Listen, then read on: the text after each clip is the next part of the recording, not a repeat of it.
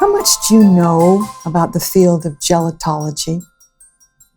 The first part of the word comes from the Greek gelos, which means laughter. Ology, of course, is the study of a branch of knowledge. So, gelotology studies the effect of laughter on brain and body. This has gradually expanded to include the impact of humor and how it can be used to trigger laughter in the brain. Hippocrates reportedly opined that from the brain and from the brain only arise our pleasures, joys, laughter, and jests. In the modern age, Stanford University's William F. Fry is credited with pioneering this field of gelotology. Scientifically speaking, what is laughter anyway? It's a sound produced in Brocau's area, located in the left frontal lobe behind your left eye. It has been referred to as a form of audible speech, since you can communicate a great deal of information by the way you laugh. Everything from ridicule and sarcasm to pure enjoyment and happiness.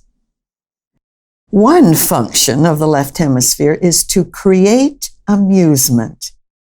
So it's only too happy to laugh at more or less anything if prompted to do so. However, the left hemisphere is quite literal in its interpretations of humor, so it rarely gets a joke. But it is drawn to wordplay, like, the bigger the summer vacation, the harder the fall.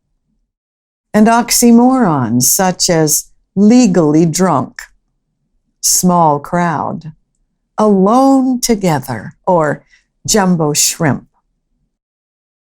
Once when I was very young, a kindly gentleman patted me on the head and quoted Lord Byron. "Always laugh when you can. It is cheap medicine." To my mother's consternation, I think I took those words to heart. I know that because I remember being told, "Don't laugh," or "Stop laughing," or "Quit being silly," a lot during childhood. I used to joke that a dent in my rib cage perfectly matches my mother's elbow. In spite of a fair amount of time out spent in my room for inappropriate laughter, so-called, I still think Lord Byron was correct. It is good medicine. Free, too. Did you know that smiles and laughter require 15 facial muscles contracting in a specific pattern? On the other hand, frowning requires the use of 26 muscles.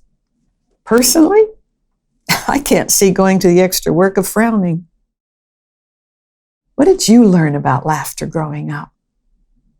Most kids absorb rules about when it's okay to laugh by watching the big people in their lives. Never at funerals or religious observances.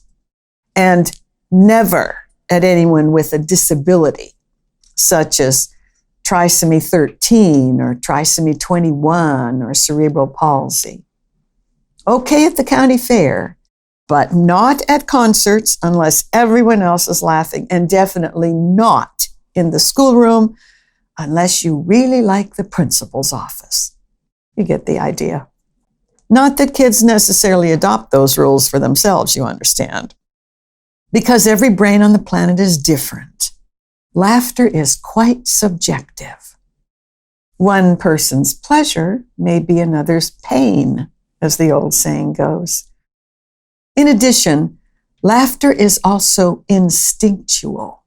When hearing the unexpected punchline on a joke, you may or may not be able to control your laughter, especially if you're being told, "Don't laugh." Good luck. Don't laugh. puts a picture of laughter in your brain's working memory, which may cause you to laugh even harder. Laughter can be triggered in so many ways: by surprise, fright, emotion, the laughter of others, personal choice to just start laughing to trigger its benefits in the brain, or by a sense of humor, especially an off-the-wall sense of humor. Unlike laughter, which is a sound, humor is a mental faculty, meaning the brain contains a basic template located in the right frontal lobe behind your right eye. But you have to develop the skills related to a sense of humor. In a similar way, you may be born with some innate ability related to music or sports or writing. You'll need to hone skills in that genre if you want to become competent. The right hemisphere is more alert to subtleties and nuances. It quickly grasps the meaning of a joke by pulling together context, assumptions, knowledge of personal bias or prejudice, and so on. It gets it by registering a mismatch between what your brain was expecting and what actually happened. Humor is a learned skill, although you probably know brains that have not honed it. Also very subjective, humor may be appreciated with or without laughter. A developed sense of humor in the right hemisphere, plus the laughter enjoyed in the left hemisphere, gives you a whole brain experience. Although it is possible to understand and appreciate humor, but choose not to laugh. In my brain's opinion, but not necessarily in my mother's, my father had a great sense of humor. Some of it must have rubbed off on me. Many times looking on the funny side of a situation has been a huge stress reducer, although it still gets me in trouble from time to time. Case in point, on a cave tour in the Netherlands Antilles, the guide said, quote, "Walk on your left side," end quote. I got so tickled. Thinking about trying to walk on my left side, I just burst out laughing. When the guide asked what was so funny, I explained, "I can only walk on my feet, not on my left side."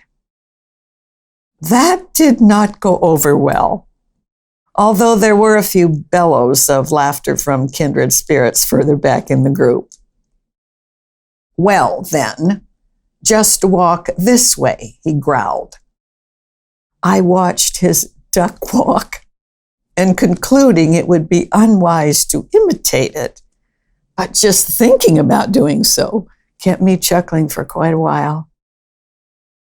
No surprise, the people I choose to hang out with all have a dynamite sense of humor. And the commonality among people I love is that they can make me laugh. Gelotology research is growing by leaps and bounds, uncovering and identifying what laughter does for the brain and body. Here are a few examples. 1, laughter triggers the release of endorphins, the brain's natural morphine. This helps decrease aches and pains and increase activity of the immune system's natural killer cells, which help fight viruses from colds to cancer. 2, laughter decreases cortisol levels, liberating immune messengers such as interleukins. It helps reconnect communication between the two hemispheres when that has been interrupted by negative stressors. 3, laughter can enhance digestion by releasing enzymes that protect against stomach ulcers and act as natural laxatives. Listen up if you have a problem with constipation. Laughter can boost production of human growth hormone, which is anti-aging. And it can increase levels of dopamine and serotonin that help to moderate depression. 4, laughter can relieve psychological stress and muscle tension. It also helps keep the brain alert, improves problem solving, enhances learning, promotes retention of information, and it can increase creativity in almost any genre. 5, a vigorous laugh burns calories, as many calories per hour as brisk walking or cycling. It shakes up major body organs, providing a form of internal jogging. 20 seconds of belly laughter can double the heart rate for 3 to 5 minutes, which gives the heart the same workout as 3 minutes of rowing.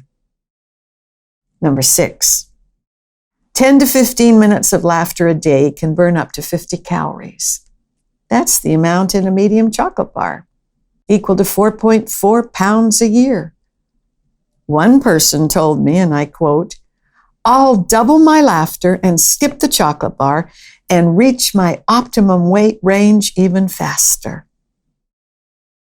Number 7, mirthful belly laughter increases the rate and depth of breathing, which helps oxygenate cells.